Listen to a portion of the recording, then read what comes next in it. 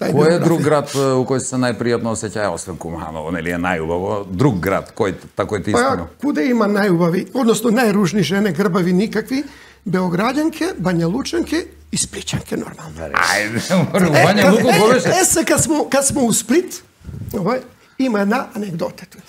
Еден наш бивши градоначалник, иначе мој колега имаше си обичај тие певајки да се ги кани за прославу на овија ден на Куманово и тако, ден на ослободење. А ја још у Сплита. И доаѓав сестре Баручија. Елеонора и Изолда. Грбави ружни, што викаш? Никакви. И доаѓа они оној навечер после тие наступи.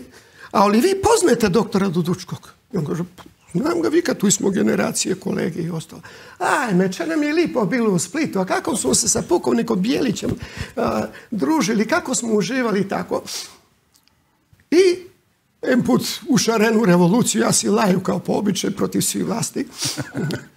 I doađa kolega Dudučki, jednu rabotu na tebe ne možda ti oprostu. Što be, vikam, ti si go Opalija, Izoldu, Barudžiju, a ja nesam. Ja vikam, nesam, žimi svetoga Sisiju Lovačkoga, sveca, nesam. Ama kako mi se napenali, vikam, i šta ćete, poštovani kolega, vi se bavite vaginom, a ja se bavim mozgom.